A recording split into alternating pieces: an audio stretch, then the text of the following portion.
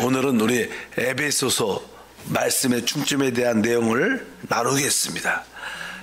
특별히 에베소는 이 우주적인 이 세 사람, 이 사실 우주가 크잖아요. 이 우주를 하나님이 다스리고 통치해야 되는데, 하나님은 이제 영적으로 말하면 우주적인 그 세 사람을 만들어내고 계십니다. 근데 이 우주적인 세 사람의 머리는 사실 그리스도죠. 사람은 머리가 몸으로 구성되어 있는데, 그래서 우주적인 세 사람의 머리는 그리스도고, 또 그분은 그분을 표현과 나타낼 수 있는 그분의 몸을 가지셔야 세 사람이 되는데, 바로 우주적인 세 사람의 몸인 교회에 대한 말씀입니다. 교회에 대한 완전한 계시의 말씀입니다. 근데 이 교회에 대한 이 완전한 계시의 말씀은 인간적인 지성으로 이해하기 어려운 그런 내용들입니다, 사실은. 그래서 우리 사람들의 일반적인 타고난 어떤 지적인 능력들은 어떤 종교적이고, 또 이렇게 도덕적이고 윤리적이고 선악적인 그런 데는 아주 민감하게 이해가 됐지만, 이러한 영적인 이러한 내용에 대해서는 우리가 일반적인 지적인 능력으로는 이해하기가 어렵기 때문에, 우리가 이 에베소서에 관련된 교회에 대한 말씀을 우리가 이해를 하려면 우리에게 두 가지 기도가 필요하다. 그러면서 나는 에베소서에는 이 사도 바울이 우리를 위하여 두 가지 기도를 해줍니다. 그래서 그 기도가 먼저 필요해야 우리가 이러한 우주적인 세 사람, 그분의 몸인 교회에 대한 이해를 가질 수 있다. 그래서 첫 번째 그냥 그 기도의 내용이 어떻게 기록되어 있냐면, 이제 에베소서 1장 17절부터 19절에 이제 그렇게 기도합니다. 우리 주 예수 그리스도의 하나님 영광의 아버지께서 지혜와 계시형을 너에게 주사 하나님을 알게 하시고, 너희 마음의 눈을 밝히사 그의 부르심의 소망이 무엇이며 성도 안에서 그 기업의 영광의 풍성함이 무엇이며 그의 심의 위력으로 역사하심을 따라 믿는 우리에게 베푸신 능력의 크심이 단 것을 너희에게 알게 하시기를 구하노라. 여기에 바울이 우리를 위하여 기도해주는, 기도하는 그런 말씀을 기록되어 있습니다. 사실 우리가 에베소서 이 책을 이해하려면 우리에게는 여기 말씀이니까 계시가 필요합니다. 우리의 지적인 능력으로는 그것을 알 수 없기 때문에 하나님이 우리에게 영적인 눈을 열어주셔서 계시해줘야 그것이 보일 수 있고 알 수 있다는 거. 계시라는 것은요, 이렇게 예를 들어서 이 커튼이 쳐 있어요. 그럼 커튼이 쳐 있으면 그 커튼 뒤에 무엇인지 알 수가 없습니다. 근데 커튼을 이렇게 쫙 제끼면, 커튼 뒤에 어떤 그림이 있구나, 무엇이 있구나 볼 수 있습니다. 그러니까 이 커튼을 쫙 치는 것을, 치는 말은 계시라 그래, 계시. 영적인 것들은 하나님께서 우리에게 계시해줘야 그것이 깨달아질 수 있고 볼 수 있는 거예요. 그래서 이제 이러한 놀라운 영적인 이 교회에 대한 이야기들은 아주 되게 깊은, 가장 높은 어떠한 사상이라고 말할까, 가장 높은 사상을 품고 있기 때문에 우리에게 기본적인 계시가 필요하다, 이렇게 말씀을 합니다. 그래서 오늘 아까 17절에 우리 주 예수 그리스도의 하나님 영광의 아버지께서 지혜와 계시형을 너에게 주시기를 기도하고 있는, 지혜와 계시의 영. 근데 사실 우리가 이 계시를 받으려면 이 계시는 영에 속해 있는 거예요. 그래서 우리 영에 대한 이해를 가져야, 우리가 영에 대한 말씀을 많이 하는데, 우리가 하나님은 사실 성령이십니다. 근데 이 성령에 대한 이해를 가지려면 우리에게는 거듭난 영이 있어야 그 성령에 대한 이해와 체험을 가질 수 있어요. 그래서 항상 이 계시는 영에 속한 것인 것을 분명히 알아야 됩니다. 그래서 항상 성령의 역사와 협력할 수 있는 우리 영이 필요하다. 그래서 지혜와 계시형이 우리 가운데 필요한 것입니다. 만약에 밖에 아주 빛이, 태양빛이 아주 밝게 비치고 있죠. 근데 그 빛이 우리 이 방에 들어오려면 뭐가 있어야 돼요? 그 빛이 들어올 수 있는 통로가 있어야 돼요. 뭐 쉽게 말하면 그냥 창문이죠, 창문. 우리가 여기도 사실 창문이 있는데 가려놨는데 창문이 있습니다. 근데 창문이 있어야 돼. 기본적으로 창문이 있어야 되고, 이 창문이 또 어떻게 아주 맑게 깨끗해야 돼요. 그래야지 빛이 더 강하게 들어올 수 있습니다. 그러니까 하나님의 성령은 태양처럼 항상 준비가 되어 있어요. 근데 그것이 우리 안에 비치려면 바로 이 들어올 수 있는 창문이 깨끗하게 준비되어 있어요. 바로 이 창문, 햇빛이 들어올 수 있는 이 창문이 바로 우리의 영이라는 거예요. 그래서 성령의 역사는 항상 문제가 없습니다. 항상 준비되어 있는 분입니다.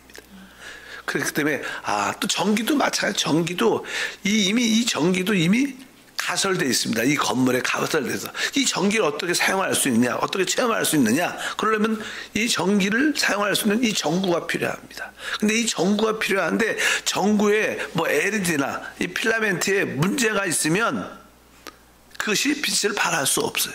이런 그런 것들은 그래서 우리가 보통 이게 전기가 가설되어 있지만 이 전구가 필요한 것처럼 바로 그것이 우리의 영이다. 그래서 우리가 영에 대한 어떠한 인식과 체험과 또 영이 정결케 되고 강화되고 그런 영이 될 수 있도록 우리에게 지혜와 계시형을 우리가 기도해야 된다고 말씀을 드릴 수 있습니다. 항상 하나님께서 우리에게 부어주신 성령은 문제가 없습니다. 문제는 바로 우리의 거듭난 영에 달려있다.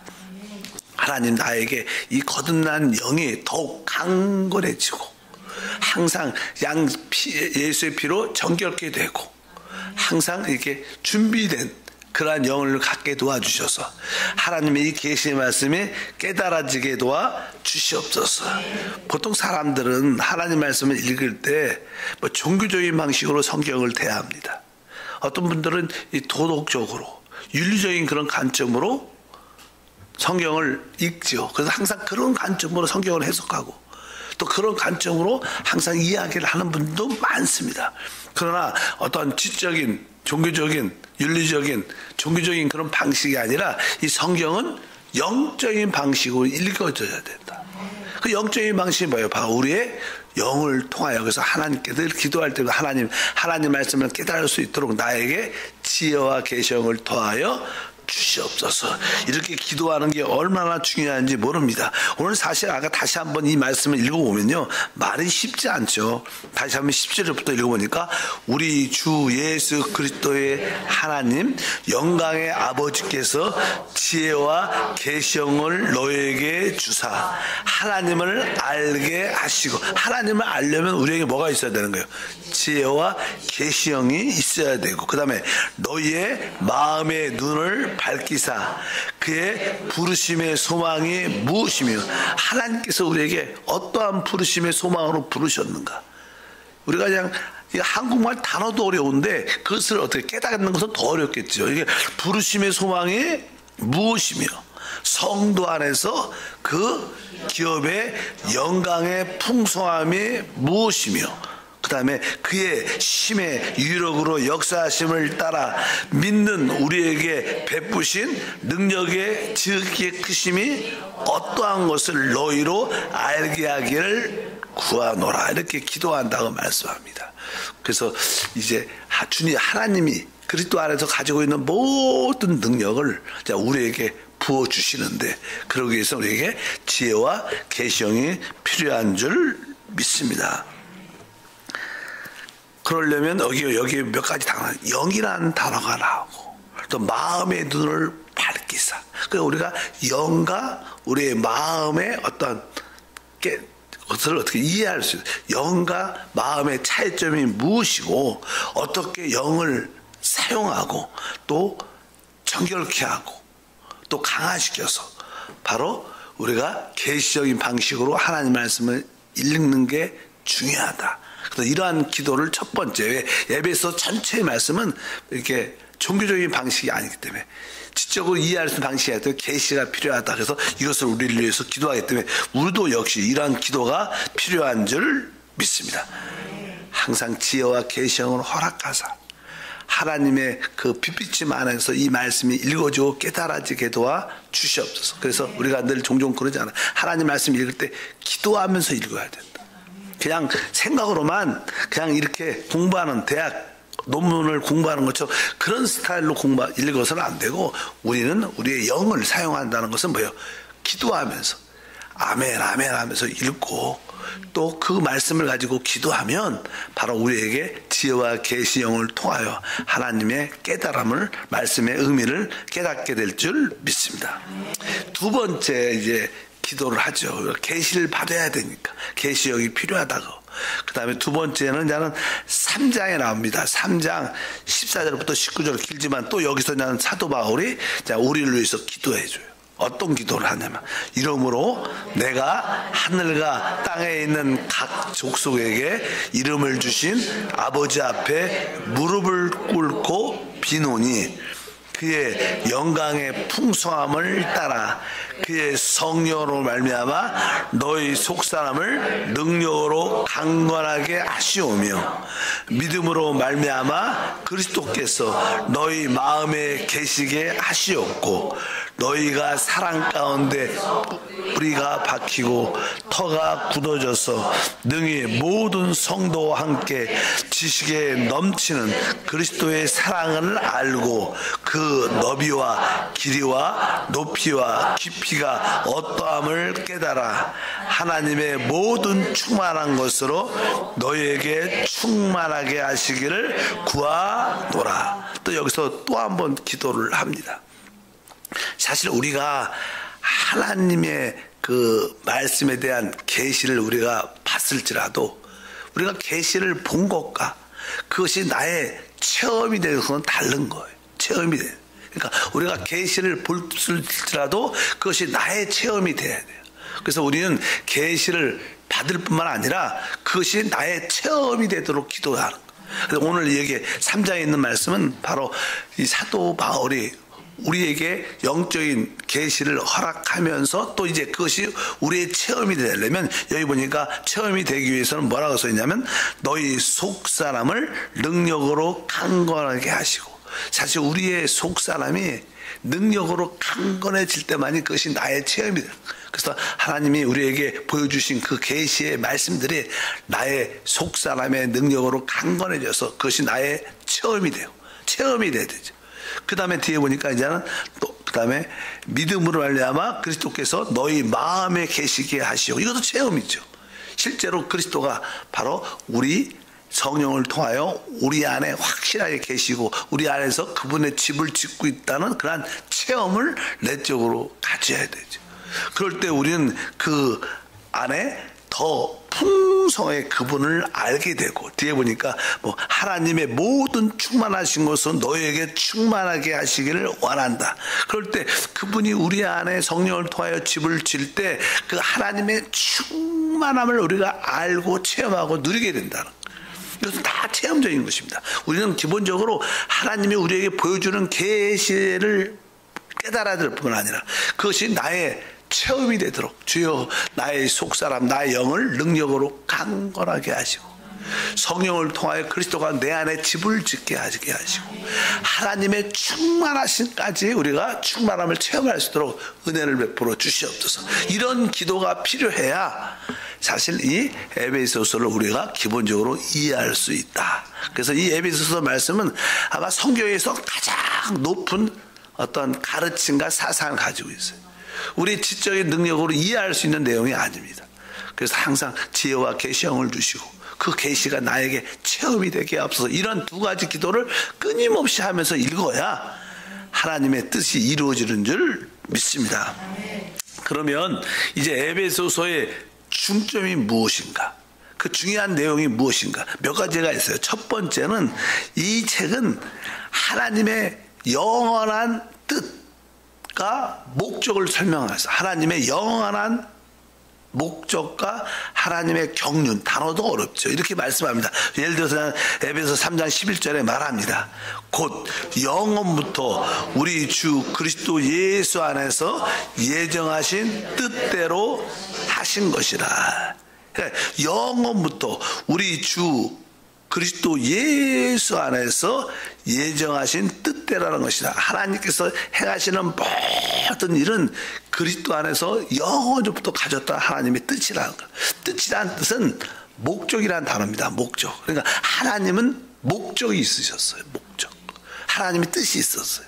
뭐 그 목적은 뭐 다른 말로는 이렇게 하나님은 영원전부터 어떤 계획을 갖고 계셨어요. 계획. 그 계획이 결국 뭐예요? 하나님의 뜻이 되고 그 계획이 하나님의 목적이 되는 겁니다. 여기 나오는 첫 번째는 바로 뜻이라 그럽니다. 근데 뜻 앞에 영원부터 그분은 사실 영원한 뜻을 말합니다. 이 영원이란 부터라는 뜻에 바로 어떤 것을 이렇게 수식하냐면 뜻이라는 단어를 수식해요. 그러니까 영원한 하나님의 뜻과 목적이 있으셨다는. 우리가 그냥 그것을 알아야 되죠. 우리는 우리가 먹고 살고 여기에 관심이 있지만 하나님은 하나님의 영원한 뜻, 목적을 가지고 계신 분이다. 우리가 하나님의 영원한 뜻과 목적을 우리가 알고 이해한다면 우리 신앙생활은 생각보다 쉬울 겁니다. 그럼 우리가 영원 안에서 하나님의 뜻과 목적 안에서 우리가 그 안에서 있다라면 우리는 안식할 수 있고 누릴 수 있어요. 그냥 우리가 그런 걸 잘 모르니까 어떻게 살고 무엇을 먹을까 무엇을 마실까 무엇을 입을까 늘 그런 거에 걱정해요. 그래서 이방인들이 구하는 것이다. 다만 너희는 하나님의 나라와 의를 구하라. 우리가 하나님의 영원한 뜻과 목적을 이해만 할 수 있다면 우리 삶이 아주 자유로워지고 또 이렇게 여유가 있어지고 좀 현재 고난과 어려움이 다 있을지라도 이것이 다 하나님의 뜻 안에서 이루어지기 때문에 한명까지 성이 되니까 두려워할 거 없고 감사할 수 있고 기뻐할 수 있다. 그래서 여기에 하나님의 영원한 뜻 바로 목적에 대한 말씀을 하고 있습니다. 그래서 이제 그 뜻이 무엇인가를 대한 설명을 쭉 하고 있어요. 또 왜 뜻이라는 단어는 또 나와요. 에베소 1장 9절에서 나오죠. 그 뜻의 비밀을 우리에게 알린 것이요 그의 기뻐하심을 따라 그리스도 안에서 때가 찬 경륜을 위하여 예정한 것이다. 여기 보면 또 하나의 단어가 나오는데 그것은 이제는 그분의 뜻 목적도 설명을 하고 뒤에 보니까 그것을 이루기 위한 그리스도 안에서 때가 찬 경륜을 위하여 예정. 경륜이라는 단어다. 경륜. 그러니까 하나님의 뜻과 경륜. 이것이 에베소서에서 중요한 항목입니다. 우리가 보통 그런 단어를 잘 안 쓰죠. 하나님의 목적과 하나님의 경륜. 경륜이라는 뜻은 하나님의 목적을 이루는 어떠한 경영하는 하나의 방식입니다. 그러니까 그것을 이렇게 경륜이라는 단어는 이렇게 분배한다. 어떤 이렇게 청지기가 자기가 가지고 있는 것들을 주인이 가지고 있는 것들을 청지기가 남들한테 이렇게 베풀어주고 나눠주잖아요. 그러니까 그것을 경륜이라고 말합니다. 경륜. 하나님의 모든 것을 이렇게 분배하는 방식, 경영하는 방식. 그래서 하나님의 뜻이 있는데 하나님의 뜻은 어떠한 방식으로 그렇게 이루어지는가. 그 방식, 그것을 경륜이라고 말하는데 바로 그것을 경륜을 위하여 예정한 것이다. 그래서 하나님은 영원 전부터 영원 후까지의 모든 것을 위하여 다 준비하셨어요. 근데 하나님이 뜻, 계획, 목적이 있으신데 영원 전부터 영원 후를 위하여 하나님의 계획, 목적을 갖고 계신데 그것이 이제는 어느 때 시간이란 영원 전은 시간이 없었죠. 이제 창조가 이루어지고 이 우주가 창조될 때부터 시간이 시작돼요. 시간. 그러니까 시간의 영역 안에 있죠. 그리고 시간의 영역이 끝나면 영원한 새 시대, 새 예루살렘이 시작될 때 그 시간을 초월했는 거예요. 근데 하나님의 이 영원한 뜻과 계획과 목적은 시간 안에서 성취가 돼야 돼요. 하나님의 계획과 목적이 어디에? 시간 안에서 성취돼야 영원 전부터 계획하고 영원 후까지 누려질 그 축복들이 시간 안에서 성취. 그래서 주님이 이 땅에 오시죠. 시간 안에서 이루어진 그 목적이 성취되는 말씀이 드릴 수 있습니다. 그래서 그 뜻을 이룬 것을 경륜이라고 말씀한다. 아까 그리스도 안에서 때가 찬 경륜을 위하여 예정한 것이다. 그래서 계속 경륜이라는 단어가 에베소에 많이 나와요. 또 이렇게 3장 2절에 나오죠. 너희를 위하여 내게 주신 하나님의 은혜의 경륜을 너희가 들었을 터이라. 여기도 우리가 어떤 경륜이요? 은혜의 경륜. 은혜의 경륜. 하나님은 하나님의 뜻을 이루시는데 뜻이 앞에 나옵니다. 뜻은 교회죠. 교회. 하나님을 표현할 수 있는 교회인데 하나님의 이 뜻을 이룰 수 있는 어떤 경륜이 필요한데 하나님이 그것을 경영하려면 하나님에게는 자본금이 있어요. 자본금. 어떤 사업가가 어떤 사업장을 경영하려면 그 자본금이 있어야 되잖아요. 근데 하나님의 자본금은 뭐냐면 은혜입니다. 은혜. 하나님은 우리에게 은혜를 공급하면서 하나님의 뜻을 이루어내요. 그러니까 은혜라는 단어를 많이 쓰잖아요. 은혜. 그러니까 여기 보니까 은혜에 뭐라 그래요? 경륜, 이런 단어, 은혜의 경륜. 하나님의 뜻과 목적을 이루기 위해서 하나님의 자본금은 무한한 은혜를 갖고 계세요. 그 은혜를 우리에게 계속 공급하면서 하나님의 뜻을 이루어내셔요. 이러한 뜻을 설명하는 거니까 그래서 은혜의 경륜이다, 이런 표현을 하고, 또 하나는 3장 9절에도 아까 나왔죠. 바로 비밀의 영원부터 만물을 창조하신 하나님 속에 감추셨던 비밀의 경륜, 이런 단어를 또 써. 비밀의 경륜. 이것은 사람들이, 천사들이 알 수 있지 않은 거예요. 구약의 천사도 모르고 구약의 어떤 누구도 몰랐어요. 뭐 다윗도 몰랐고, 이것은 신약에 계시된 사건이에요. 신약 시대. 그래서 우리는 하나님의 그 비밀의 경륜을 우리는 아는 자예요. 복이 있죠, 사실. 또 하나님은 바로 우리를 그분의 몸된 교회, 그분의 신부로 우리를 삼아내는 겁니다. 이것은 비밀 중에 최고의 비밀인 줄 믿습니다. 그래서 그분은 바로 결국 우리 안에 오셔서 우리와 연합돼서 우리를 그분의 신부로, 그분과 하나됨으로 만들어가는 그런 하나님의 큰 역사. 그래서 우주적인 세 사람, 교회를 만들어내는 것이 하나님의 어떤 계획이고 목적이고 뜻이고, 그 일을 오직 은혜를, 무한히 은혜를 공급하면서 그래서 이루어집니다. 그래서 신앙이 좋은 사람들은 마지막에 다 나의 나 된 것은 뭐예요? 하나님의 은혜라는 고백을 다 할 수밖에 없습니다. 시간이 지나면 지날수록, 야, 이게 이러한 고난조차도 이게 하나님의 은혜 가운데, 이러한 아픔 가운데 이것도 하나님의 은혜 가운데 있다. 왜? 그분은 그 은혜로 그 모든 일을 이루셔요. 여러분들, 그것을 우리가 은혜의 경륜, 비밀의 경륜.